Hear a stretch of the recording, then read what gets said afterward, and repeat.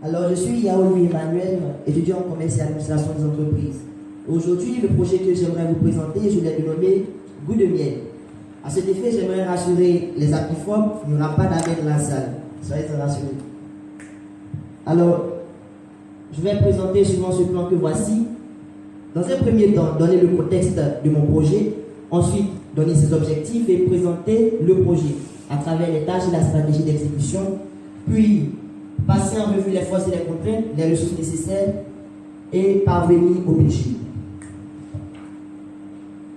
Alors, l'exploitation du miel a connu une évolution dans le temps et son usage également.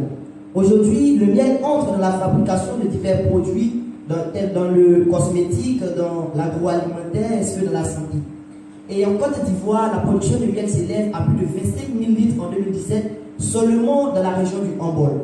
Et donc, c'est une filière bel et bien présente sur le territoire ivoirien et qui peut activement contribuer à l'essor de l'économie. Alors, donc, le projet Goût de miel veut s'insérer dans cette filière au niveau de la distribution, donc assurer le transit entre producteurs et consommateurs à l'effet d'engranger ses profits. Donc, il faut le souligner, Goût de miel est un projet à but lucratif. Alors, dans quel contexte est-ce que j'insère ce projet? Il faut le savoir, la commercialisation du miel reste traditionnelle en dépit des progrès réalisés dans l'apiculture. Et on ne sait exactement pas où se rendre pour se procurer du miel.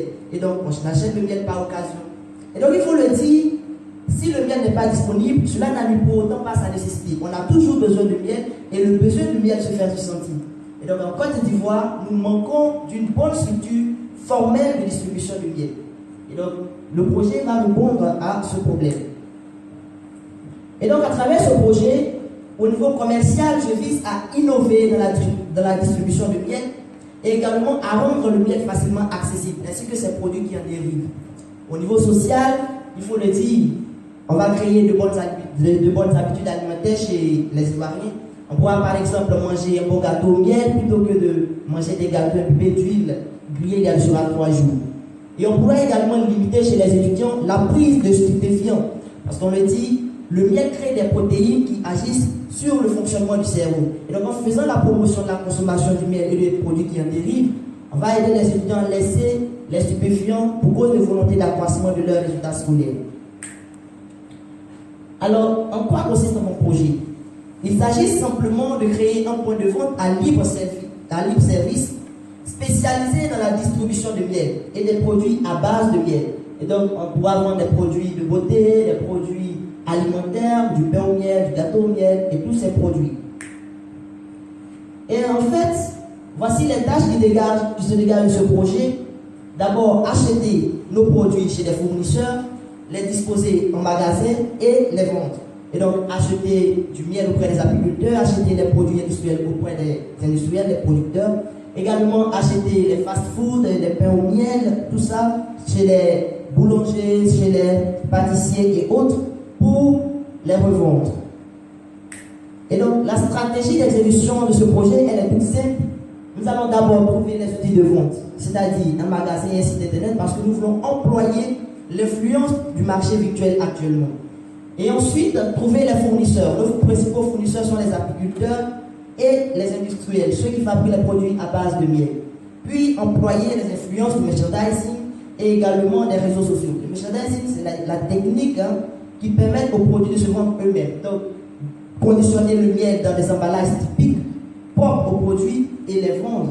Et les rendre vraiment attractifs. Donc, créer une page sponsorisée pour permettre à nos produits de rejoindre les clients. Alors, comme force principale de ce projet, nous avons le fait que le miel soit déjà connu de tous. Et l'on a une idée préconçue selon laquelle le miel est un symbole. Donc, un produit qui est un symbole, c'est véritablement un avantage parce qu'on n'aura plus à faire la promotion de la consommation du miel. Cette promotion elle est déjà faite dans l'histoire, dans les religions et auprès de la population. Également, les agents de la santé font la promotion des produits à base de miel et c'est un avantage considérable. Également, notre cible est élargie à toutes les classes sociales, à toutes les classes d'âge. Et donc, cela est un avantage considérable. On pourra vendre dès qu'on s'installe dans une ville à toutes les tranches de la population. Alors, comme contrainte, nous nageons à contre-courant parce que les apiculteurs vendent déjà aux producteurs.